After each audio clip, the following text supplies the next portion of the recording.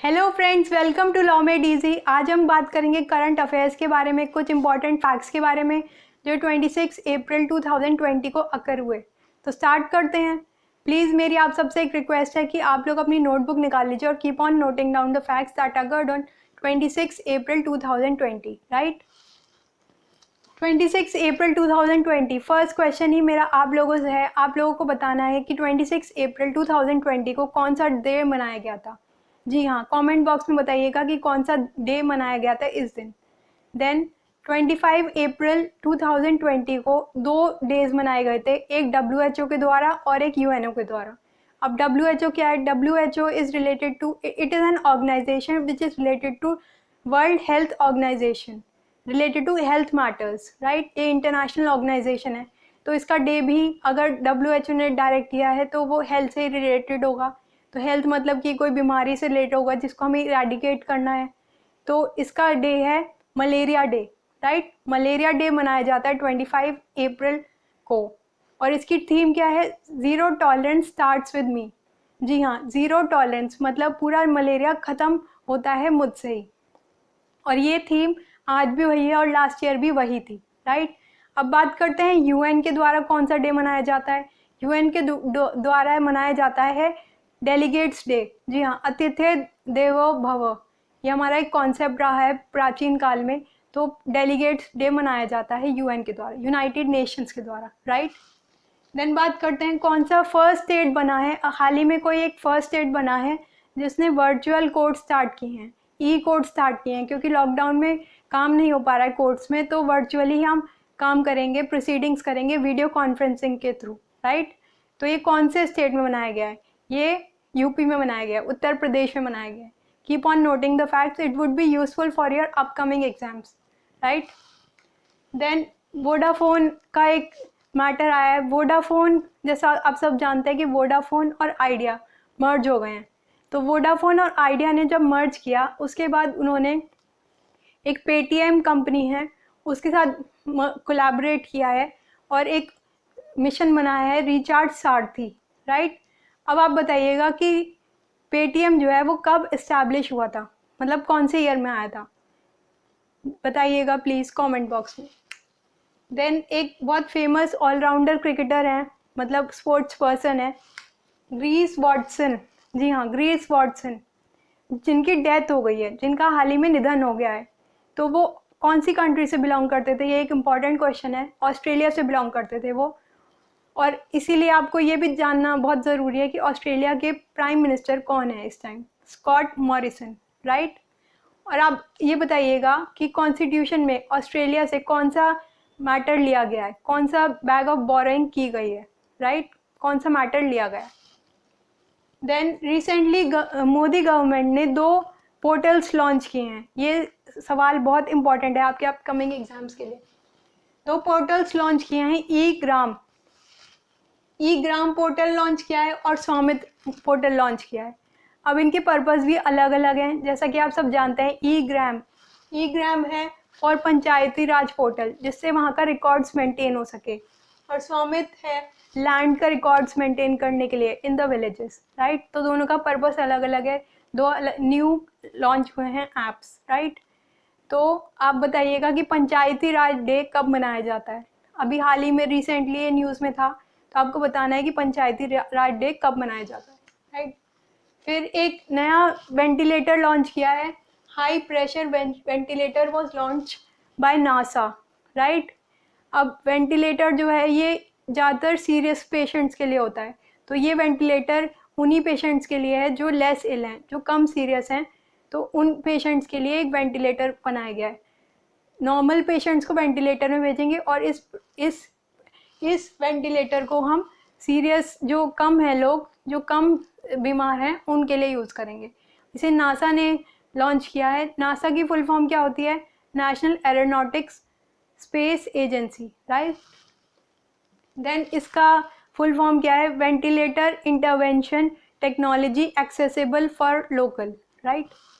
Then एक ये launch किया है e office offline app for handling files. जैसा कि आप सब जानते हैं कि फाइल्स को हैंडल करने के चक्कर में बहुत कोरोना अफेक्टेड पर्सन्स हो गए हैं, तो अब ई ऐप लॉन्च किया है इसके लिए, जिसका नाम तो कुछ नहीं है, लेकिन इसे किसने लॉन्च किया है वो आपको बताना है।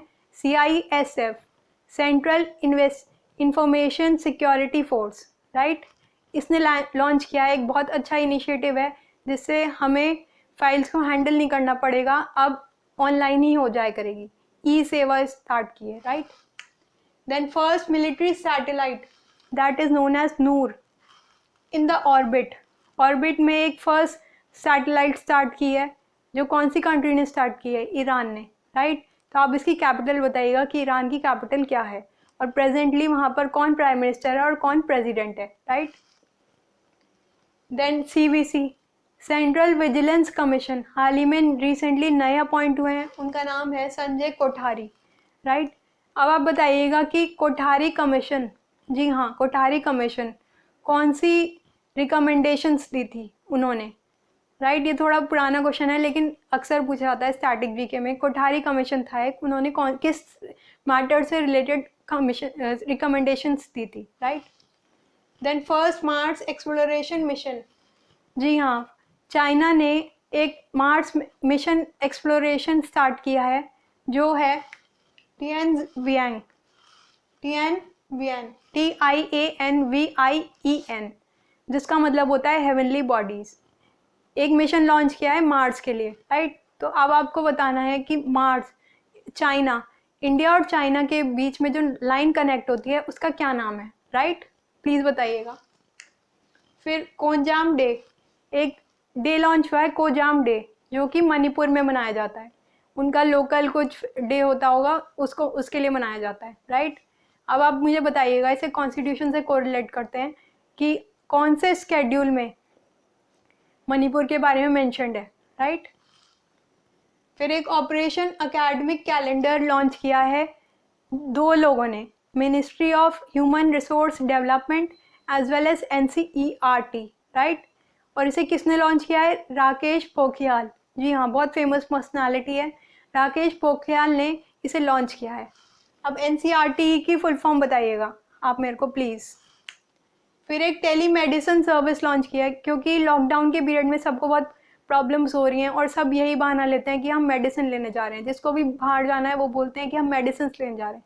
तो गवर्नमेंट ने एक इनिशिएटिव लिया है जो टेली मेडिसिन, मतलब मेडिसिन नेसेसरी फॉर ऑल, जो भी मेडिसिन आपको चाहिए वो आपको अवेलेबल करवाएगी गवर्नमेंट। और ये कौन सी गवर्नमेंट है? Punjab government, right. फिर एक इनिशिएटिव लिया है 5 कदम कोरोना मुक्त जीवन, 5 कदम उठाएंगे और कोरोना मुक्त जीवन पाएंगे। तो ये किसने स्टार्ट किया है?